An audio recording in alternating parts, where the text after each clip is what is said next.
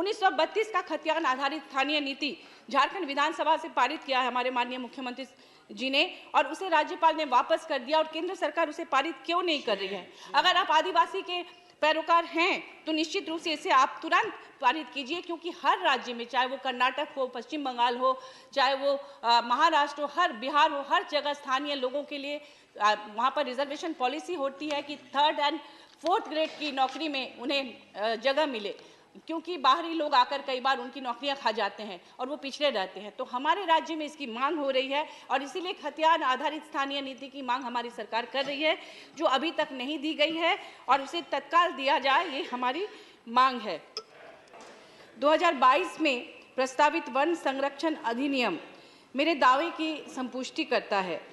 पुराने नियमों में जहां आदिवासी क्षेत्रों में शुरू होने वाली परियोजनाओं में ग्राम सभा की सहमति आवश्यक थी, उसे सरकार ने निरस्त कर दिया है। इससे प्रकृति निर्भर आदिवासी संस्कृति एवं जंगलों का विनाश अवश्यंभावी हो गया है। आदिवासी संस्कृति जल, जंगल और जमीन की संस्कृति रही है। आदिवासियों के जितने भी संस्कार होते हैं, जन्म से लेकर मृत्यु तक, वे सभी जंगलों पर आधारित होते हैं। उसमें साल के पत्ते, नदी, झरने, पहाड़ जिसे बुरु कहते हैं, इन तमाम चीज़ों को लेकर ही वे अपने संस्कार करते हैं, चाहे वो विवाह हो या कोई भी पर्व त्योहार, जैसे कर्मा, सरहुल, माघे पर्व, सोहराय, जतरा, हर पर्व त्योहार में जंगलों का बहुत बड़ा साथ होता है। और मुझे लगता है कि विकास का जो आदिवासी मॉडल है आज के समय में, वही इस धरती को बचा सकता है, न कि विकास का पश्चिमी पूंजीवादी मॉडल। तो मुझे लगता है कि इस तरह से ग्राम सभा के अधिकार को छीनना बहुत बड़ी भूल होगी। इससे हर जंगल कट जाएंगे और आदिवासी, गरीब आदिवासी जो सदियों से लघु वनोपज, जो जिनकी आजीविका का साधन रहे हैं, जैसे घोंगा, खुकड़ी, रुगड़ा, फिर आपके नदी से मछलियाँ, या पत्ता जो होता है केदू पत्ता जिससे कि बीड़ी बनता है, इन तमाम दतवन, इन तमाम चीज़ों को जंगल से ले जाकर वो बेचते हैं और उसी से उनकी आजीविका चलती है। जब तक कि सरकार उनके लिए कोई वैकल्पिक व्यवस्था नहीं करती आजीविका के, तब तक इस अधिनियम को उन पर थोपना बहुत बड़ी भूल होगी, जबकि ये सरकार कहती है कि वो आदिवासी कल्याण की बात कर रही है। हमारे माननीय मुख्यमंत्री श्री हेमंत सोरेन जी ने बार बार सरकार को, केंद्र सरकार को पत्र लिखकर इस अधिनियम का विरोध किया है, लेकिन अभी तक केंद्र सरकार ने कोई भी कारगर कदम नहीं उठाया है। मानव तस्करी की घटनाएं सबसे ज़्यादा गरीब आदिवासी बहुल इलाके से होती है। भाजपा कार्यकाल में पन्नालाल जैसे तस्करों ने लगभग 15,000 आदिवासी लड़कियों की तस्करी की, उन्हें नौकरी देने के नाम पर, और जो अभी जेल में हैं। तो इस तरह की घटनाएं लगातार होती रही हैं। इसलिए महिलाओं को आर्थिक रूप से स्वावलंबी बनाने के लिए, उन्हें सम्मानजनक रोजगार से जोड़ने के लिए एक बड़े बजट की आवश्यकता थी, उसे क्यों नहीं दी गई? सिर्फ यह कह देने से कि सरकार महिला और आदिवासी के लिए बहुत काम कर रही है, काफ़ी नहीं होता। जमीनी कठिनाइयों, हकीकतों की पड़ताल के बाद ही बजट बनाना कारगर होता है, जिसका अभाव इस बजट में स्पष्ट दिखाई देता है। इसी प्रकार 2021 में ध्वनिमत से पारित हुई खान और खनिज संशोधन विधेयक केवल पूंजीपतियों को ध्यान में रखकर बनाया गया। यह नियम खान मालिकों को हमारे देश की बहुमूल्य खनिज संपदा को मुक्त बाजार में बेचकर ज़्यादा से ज़्यादा लाभ कमाने के लिए प्रोत्साहित करता है। सरकार की विकास की नीतियों ने पर्यावरण और खनन क्षेत्रों में रहने वाले आदिवासियों के भविष्य के साथ पिछले 8 वर्षों से इसी प्रकार बस समझौता ही किया है। माइंस में काम करने वाले मजदूरों, महिलाओं और बच्चों के स्वास्थ्य के लिए क्या बजट है, ये अभी तक स्पष्ट नहीं हो पाया है। अब सभी जानते हैं कि कोडरमा एक ऐसा जिला है जहां माइका निकालते हैं और उसमें जो बच्चे और औरतें होती हैं, तमाम दिन भर वो लोग उसको निकालते हैं और कहते हैं ढिबरा, उसका नाम ढिबरा बोलते हैं लोकल भाषा में। उसको चुनते चुनते कितने लोग बीमार पड़ते हैं। क्या इन चीज़ों पर ध्यान है? सिर्फ रॉयल्टी के पैसे सरकार का ध्यान उस पर है।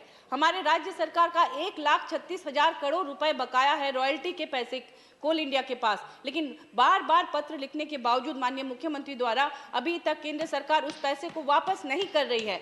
जबकि आप जानते होंगे कि झरिया, धनबाद में बहुत महत्वपूर्ण जगह है झरिया, जहां वर्षों से आग लगी हुई है कोयले के खदान में और जमीन के नीचे नीचे वो आग फैलती ही जा रही है। उसके लिए कोई बजट नहीं है कि कैसे उस आग को बुझाया जाए। किलोमीटर पर किलोमीटर पूरा नीचे से खोखला हो गया है, क्योंकि अंदर अंदर आग है। वो राख के ढेर पे वो शहर बसा हुआ है झरिया। मैं गई थी विगत दिनों उसे देखने के लिए। रात में लगता है कि चारों तरफ आग लगी हुई है।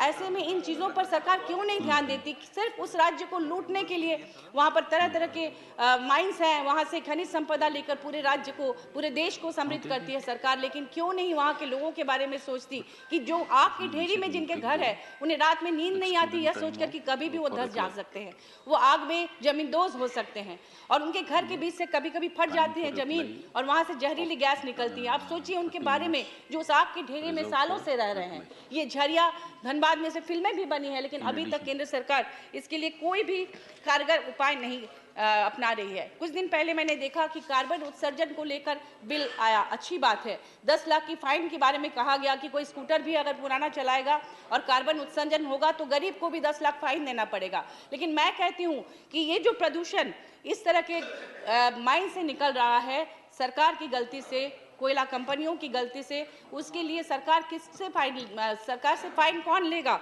जो कि लोगों की जिंदगी से खिलवाड़ हो रहा है, जो वहाँ पर काम करते हैं, जो वहाँ के उन इलाकों में बसते हैं। एक और महत्वपूर्ण बात कहना चाहूँगी कि अडानी पावर प्लांट, आपको पता होगा कि झारखंड में है और नया खुला है, जो कि बांग्लादेश को बिजली बेच रही है। और वो अडानी पावर प्लांट से जो प्रदूषण होता है वो वहाँ के लोकल आदिवासी, वहाँ के लोग उसे झेलते हैं।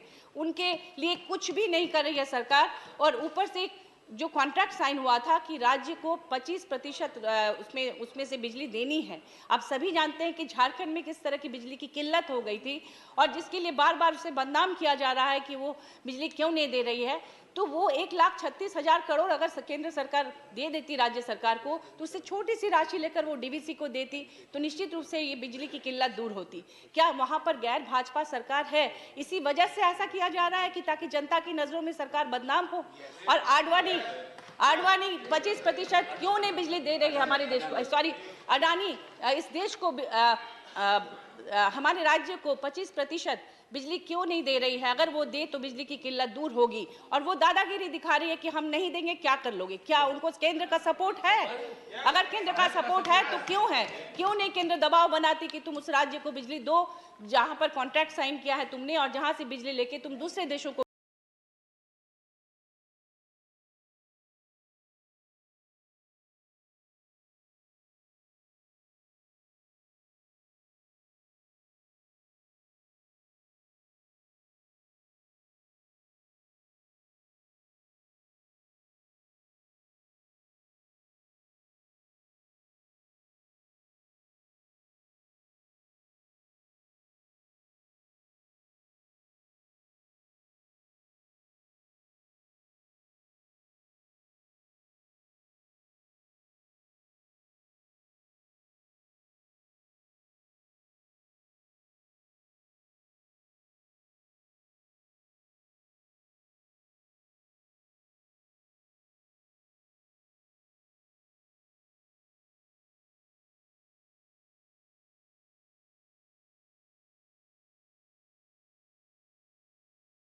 बेच रहे हो। मुझे लगता है कि इन चीज़ों पर निश्चित रूप से केंद्र सरकार को ध्यान देना चाहिए, वरना इसी तरह से राज्य, जो गरीब राज्य हैं, आदिवासी राज्य, हमसे बोल दे कि हम आदिवासियों के कल्याण के लिए काम कर रहे हैं, ये काफ़ी नहीं होता। वो काम में भी दिखना चाहिए, निश्चित रूप से दिखना चाहिए।